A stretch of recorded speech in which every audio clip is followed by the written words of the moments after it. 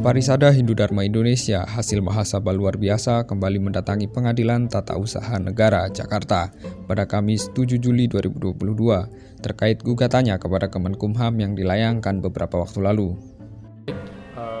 Terima kasih umat sedharma dimanapun Anda berada. Hari ini adalah hari sidang kedua PT-UN gugatan kita atas terbitnya HU yang diajukan oleh kepengurusan dari PHDI yang telah melaksanakan mahasabah 12 yang dalam tanda kutip di luar dari koridor hukum yang ada dalam ADART. Nah, untuk itu proses dan apa yang menjadi langkah-langkah yang harus kita tempuh dalam PT-UN ini akan tentu dijelaskan langsung oleh sahabat saya yang paling dekat, Pak Dr. Ketut Sregik SHMH selaku kuasa hukum. Meski diterima, gugatan dengan nomor perkara 173-G-2022-PT-UN-CKT itu masih perlu melengkapi beberapa berkas-berkas terkait.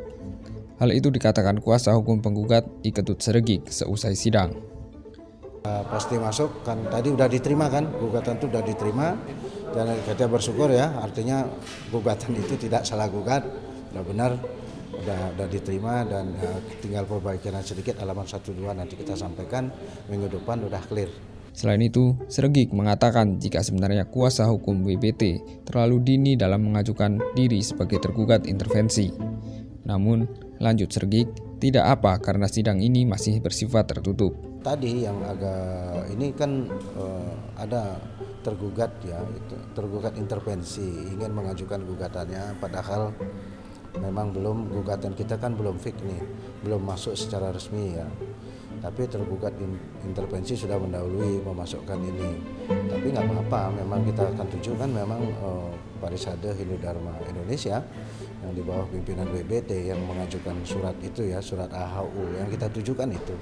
Tapi dia kan sebagai impact ataupun dampak daripada nanti hasil putusan petun nanti kan itu kan. Kalau kita gugatan kita dikabulkan, tentu yang kita eksekusi adalah surat yang diberikan kepada yang bersangkutan kan gitu. Maka dia berkepentingan sekali untuk mengajukan turut menjadi tergugat intervensi. Lebih lanjut, Sregik mengatakan PHDI MLB menggugat Kemenkumham terkait prosedur pengeluaran akta AHU atau SK terdaftar terhadap PHDI Mahasabah 12. Oh ya, itu kalau mengenai objek yang akan kita bicarakan nanti itu kan tentu tentang prosedur dari pengeluaran AHU itu kan. Jadi prosedur kalau dilanggar prosedur kan tidak benar.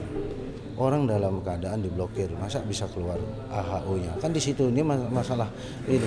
Kita mengajukan diblokir, kita memblokir dia keluar. Kan gimana itu kan? Jadi ada apa ini kan gitu kan? Sementara itu, kuasa hukum WBT Yanto Jaya mengatakan kedua belah pihak baik penggugat maupun tergugat tidak keberatan PHDI Pusat mengajukan diri sebagai tergugat intervensi. Namun, majelis hakim meminta pihaknya untuk memperbaiki surat kuasa. Ya, di mana kami hadir sebagai pemohon tergugat dua intervensi yang hari ini permohonan kami sudah disampaikan kepada kedua belah pihak baik penggugat dan tergugat dan mereka tidak menyatakan keberatan sehingga selanjutnya kami menunggu putusan majelis karena kami pihak yang terkait langsung terkait dengan SKHU tertanggal 24 Maret 2022 yang lalu sehingga kami diminta majelis memperbaiki surat kuasa karena yang harus hadir adalah yang tanda tangan dalam surat kuasa termasuk nama-nama yang hadir tapi nama-nama yang tertulis tapi tidak ikut tanda tangan harus dilakukan pencoretan sehingga untuk itu kami akan melakukan perbaikan untuk surat kuasa. Begitu juga untuk surat permohonan intervensi kami majelis meminta menyesuaikan dengan akta dan juga SK Menkumham yang diberikan. Jadi menghapus kata-kata pusat di dalam permohonan. Meskipun sidang bisa dilakukan tanpa tergugat intervensi, namun Yanto Jaya menyebut hal ini sebagai bentuk mempertahankan apa yang telah mereka dapatkan. Di sisi lain, hal ini juga sebagai wadah kerjasama antara tergugat intervensi dengan tergugat. Kita masuk sebagai intervensi untuk mempertahankan apa yang sudah kita dapatkan. Jadi ini sangat dibutuhkan karena ini juga membangun hubungan kerjasama dengan tergugat agar sejalan dalam hal mengajukan bantahan terhadap gugatan tergugat. karena kita yang berkepentingan harus turut serta di sini untuk mendukung pemerintah terhadap keputusan yang sudah diberikan. Selain itu, Yanto Jaya juga menganggap keputusan Kemenkumham mengeluarkan akta HU sebagai keputusan yang sudah benar. Ya, kami meyakini itu sebagai sesuatu yang sah dan benar. Karena itu sudah melalui prosedur yang ada dan sudah melalui tahapan-tahapan yang ada sebagaimana diatur di dalam keputusan Menteri Hukum dan HAM tentang Badan Hukum Perkumpulan. Sidang akan kembali dilanjutkan pada Kamis 14 Juli mendatang.